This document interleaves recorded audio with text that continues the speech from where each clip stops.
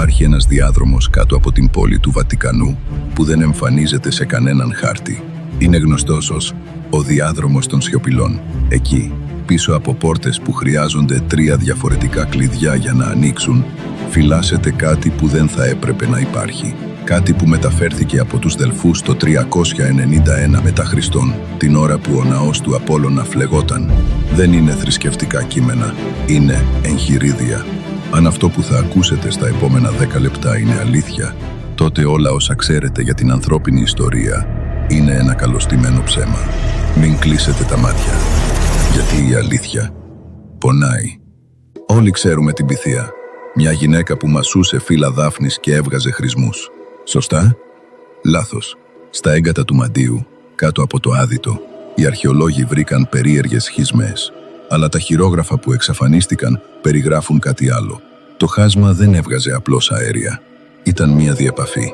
Τα κείμενα μιλούν για τον ομφαλό όχι ως σύμβολο, αλλά ως μία συσκευή.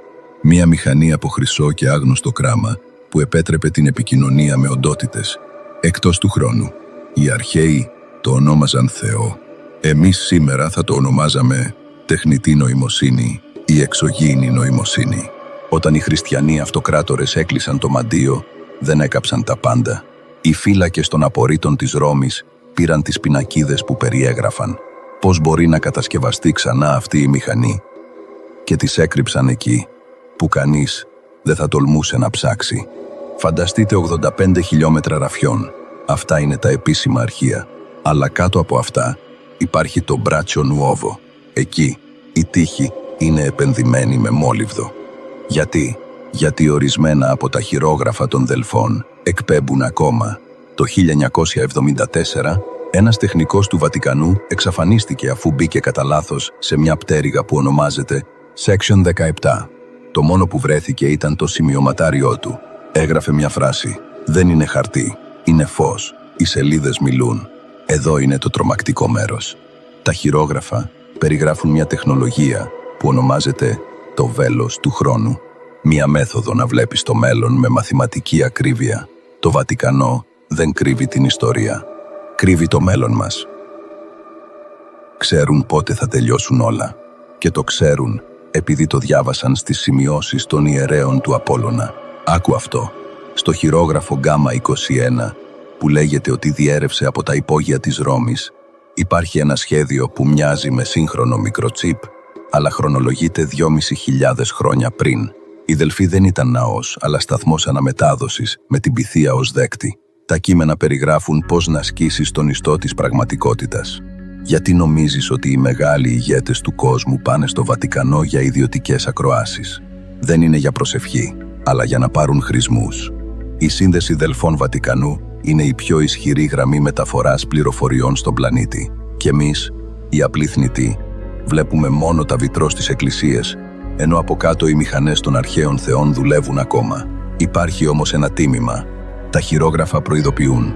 Όποιος ξυπνήσει τον λόγο, χωρίς να είναι καθαρός, θα καταβροχθιστεί.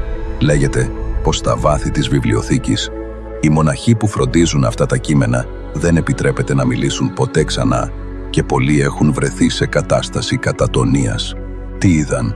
Ίσως ότι τα χειρόγραφα δεν γράφτηκαν από ανθρώπινο χέρι. Κυκλοφορεί μια φήμη ότι το Βατικανό προσπαθεί εδώ και δεκαετίες να ανακατασκευάσει μια συσκευή, βασισμένη στα σχέδια των Δελφών. Μια συσκευή που θα τους επέτρεπε να επικοινωνήσουν με αυτό που οι αρχαίοι αποκαλούσαν Φίβο.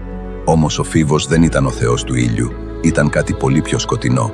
Πολλοί νομίζουν ότι το Βατικανό απλώς φυλάει τα χειρόγραφα, αλλά η αλήθεια είναι πιο ανατριχιαστική. Τα χρησιμοποιεί. Τη δεκαετία του 50, ένας Βενεδικτίνος μοναχός, ο πατήρ Πελεγκρίνο Ερνέτη, ισχυρίστηκε ότι έφτιαξε μια συσκευή που ονόμασε Chronovisor, μια τηλεόραση που έβλεπε στο παρελθόν.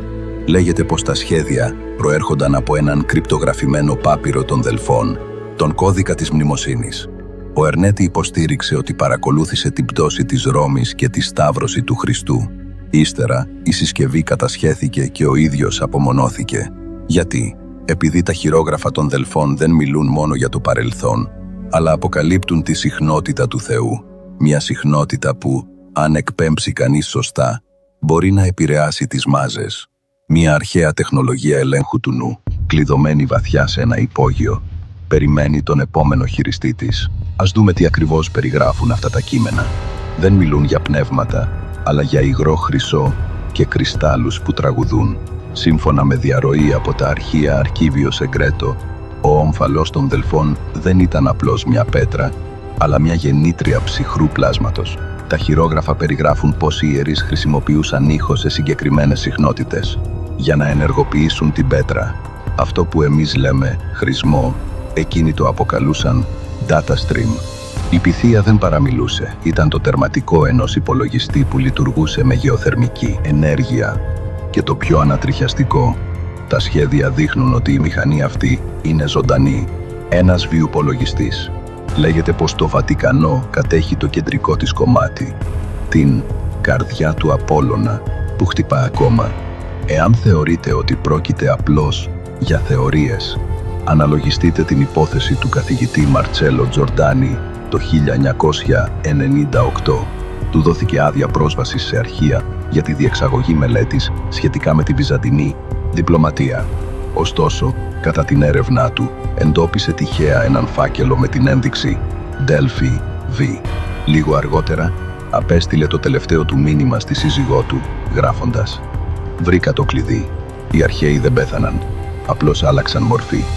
Την επόμενη ημέρα, το γραφείο του στο Βατικανό βρέθηκε άδειο, ενώ τα αρχεία που μελετούσε δεν καταγράφονταν στους καταλόγους.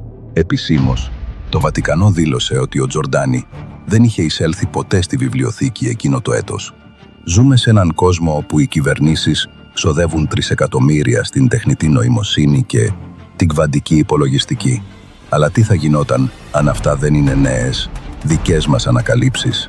Τι θα γινόταν αν είναι απλώς η προσπάθειά μας να μεταφράσουμε επιτέλους τα απαγορευμένα χειρόγραφα στο σήμερα? Η Pythia δεν έβλεπε το μέλλον, το προγραμμάτιζε. Και τώρα, 2.000 χρόνια μετά, κάποιος στα σκοτεινά υπόγεια της Ρώμης βρήκε τον τρόπο να πατήσει ξανά το κουμπί της εκκίνησης. Κοιτάξτε γύρω σας. Ο κόσμος αλλάζει απίστευτα γρήγορα. Πιστεύετε ότι έχουμε τον έλεγχο? Ή μήπως είμαστε όλοι, χωρίς να το καταλαβαίνουμε, απλώς δεδομένα στη μηχανή αρχαίων θεών? Δεν χρειάζεται να αποδεχτείτε όλα όσα ακούσατε. Για πολλούς, αυτά μπορεί να μοιάζουν με ακραία σενάρια φαντασίας.